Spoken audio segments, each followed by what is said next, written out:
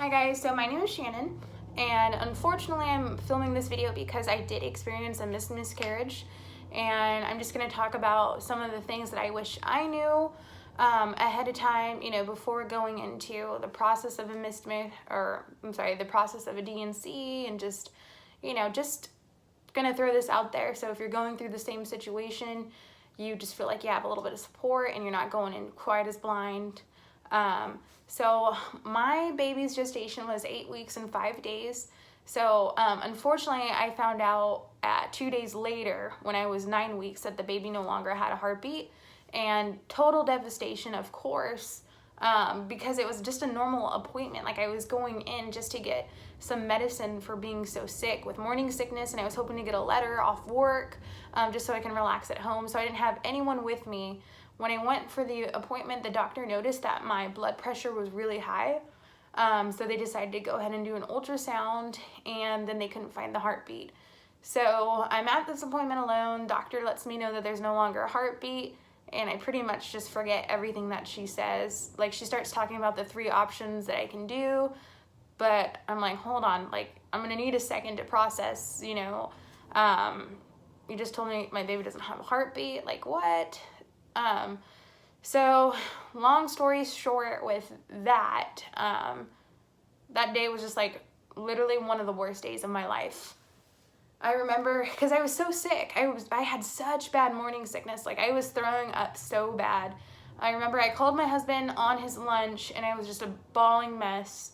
I remember my sister-in-law, I had her get me Gatorades like the night before, and she texted me at 11, and she was like, hey, I have some Gatorades for you. And we live next door, so I was gonna meet her at the fence for him, but I could not face her because I was just gonna be a crying mess, and that's not how I wanted anyone to find out.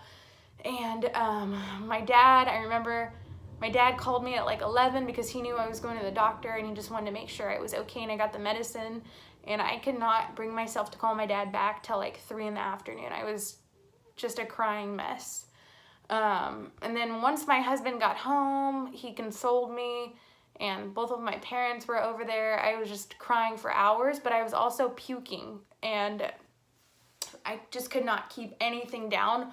No liquids, no food, and it's because like I was crying so much too, so I just had like such sinus pressure, and that was definitely one of the worst days of my life. And I remember my husband was watching the show, and like the lights were just so upsetting. Like, it was just like I was in a nightmare.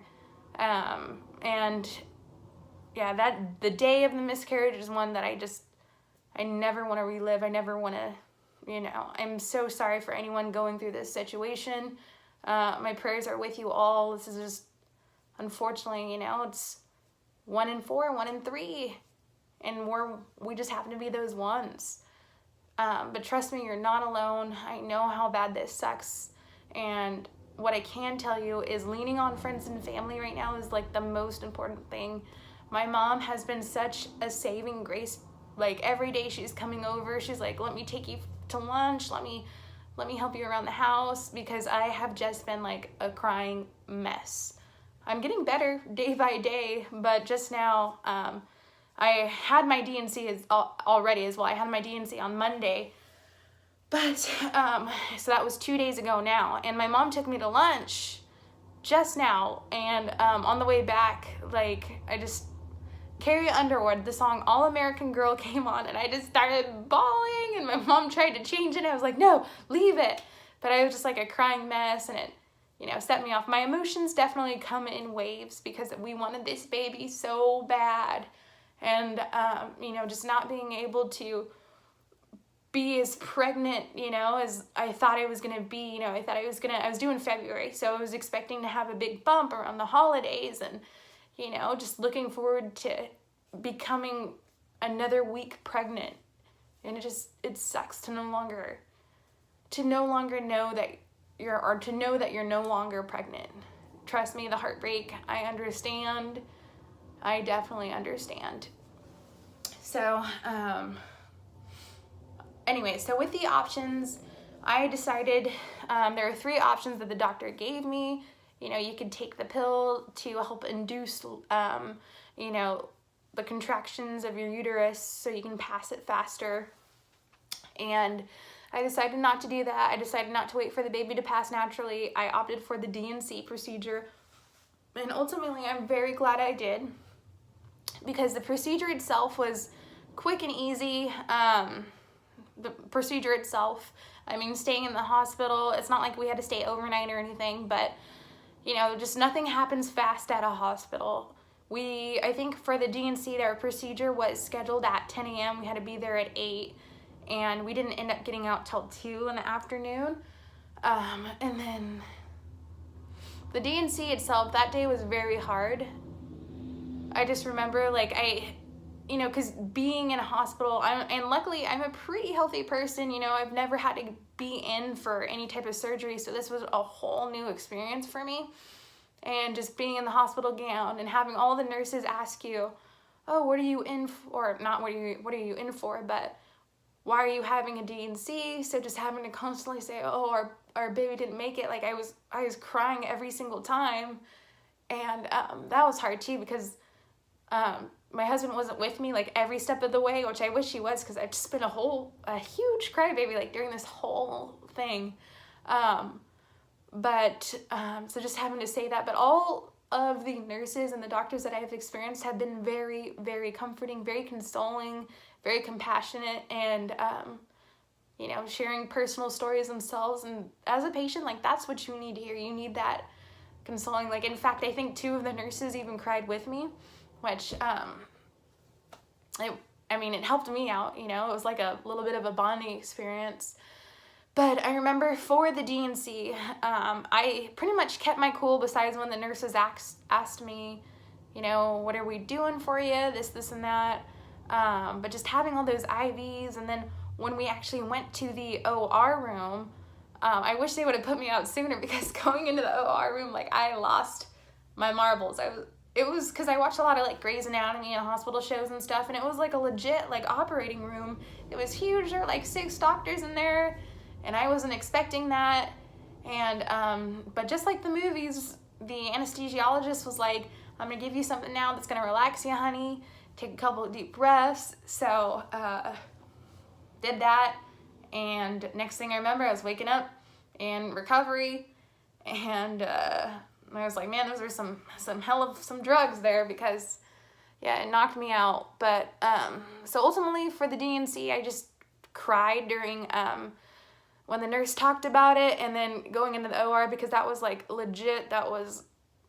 I wasn't expecting it to be that real. But the procedure itself, like, so I'm 2 days past my D&C, and to be honest, I only really bled the first day.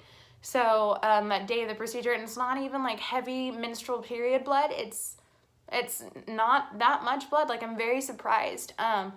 Day 2, so today I am having like a little bit of tissue expel, like not a lot, nothing to be concerned about. I'm just wearing like a little pad.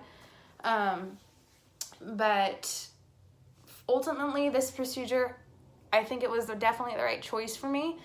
The hospital experience, I mean, it's not the best experience, but because that's another thing about miscarriage as well, is I never thought that, like, you had to get those remains, you know, the products of conception, as they would call it, out of you. Like, I did not think about that. I just thought the body would absorb it, you know. I mean, eventually it would pass in its own time. Like, miscarriage, so what I had is, you know, I had no signs of it.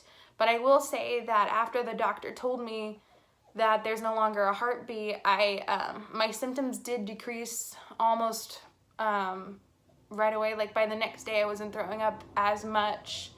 And like I said, I was very, very sick this pregnancy. And so my symptoms did start going away after the doctor told me that there was no longer a heartbeat. And I don't know if that was because of me mentally thinking like, hey, I'm no longer pregnant. Like, I did notice, like, right away, the big thing for me, like I said, it's only been a week, like, since I found out, is my boobs. Like, my boobs, they grew so fast during pregnancy, and now I feel like it's just it's like night and day. Like they're not as big anymore, not as full, and that's crazy to me. That is crazy.